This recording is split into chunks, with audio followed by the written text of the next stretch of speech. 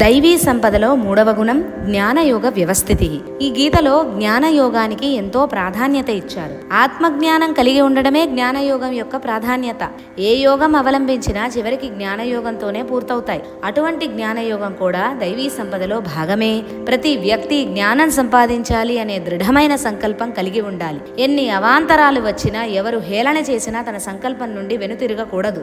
మనలో చాలా మందికి భగవద్గీత చదవడం, గీతా జ్ఞాన యజ్ఞాలకు వెళ్లడం అనేవి 60 ఏళ్ల తర్వాత చేయొచ్చులే, ఇప్పుడే కాదు, 60 ఏళ్ల దాకా జీవితాన్ని ఎంజాయ్ చేసి తర్వాత చూసుకోవచ్చు అనే తప్పుడు భావన ఉంది. అటువంటి వాళ్ళు జ్ఞాన యోగ మార్గంలో వెళ్లే వాళ్ళని నిరుత్సాహపరుస్తున్న వాళ్ళు అవుతారు. అటువంటి వాటిని కూడా లెక్క పెట్టకుండా తాను నమ్మిన ఆధ్యాత్మిక మార్గంలో నడవాలనే దృఢమైన సంకల్పం కలిగి ముందుకు వెళ్ళాలి.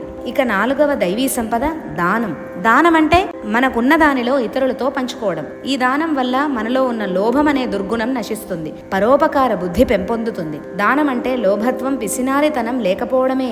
ఈ దానాలు చాలా ఉన్నాయి. భూదానం, ధనదానం, అన్నదానం, జలదానం, శ్రమదానం, విద్యాదానం, జ్ఞానదానం, ఇవన్నీ దానాలే. వీటిలో ఏ ఒక్కటి ఆచరించినా అది దైవీ సంపదలో భాగమే. ఈ దానం మనం తెలుసో తెలియకో చేసిన పాపాలకు ప్రాయశ్చిత్తంగా కూడా ఉపకరిస్తుంది. వీటినే దశదానాలు అనే పేరుతో కేవలం యాంత్రికంగా చేస్తుంటారు కొందరు.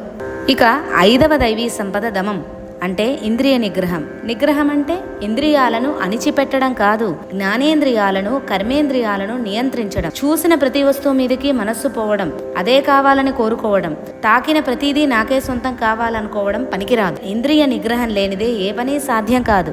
మనం నిర్దేశించుకున్న లక్ష్య సాధనం అనుగుణంగా మన ఇంద్రియాలను ఒక క్రమ పద్ధతిలో పనిచేయించడం ఇంద్రియ నిగ్రహం అంటారు. కానీ ఇంద్రియాలను అణిచిపెడితే అవి మరింతగా విజృంభిస్తాయి. జాగ్రత్తగా ఇంద్రియాలని అదుపులో పెట్టుకుని ఉండాలి. దీన్నే దమం అంటారు. ఇక 6వది యజ్ఞం. తపో యజ్ఞం, యోగ యజ్ఞం, జ్ఞాన యజ్ఞం, స్వాధ్యాయ యజ్ఞం, మన ఇంటిలో చేసే ప్రతి పూజ, దేవతార్చన మొదలైనవి. కానీ ఏవి చేసినా భక్తి, శ్రద్ధతో, ఏకాగ్రతతో చేయాలి. అంతేకాని మనం ఏ వృత్తిలో ఉన్నా ఆ వృత్తిని దైవంగా భావించి న్యాయంగా, ధర్మంగా, ఏకాగ్రతతో చేయాలి. వీటిలో ఏది ఆచరించినా అది దైవీ సంపదే.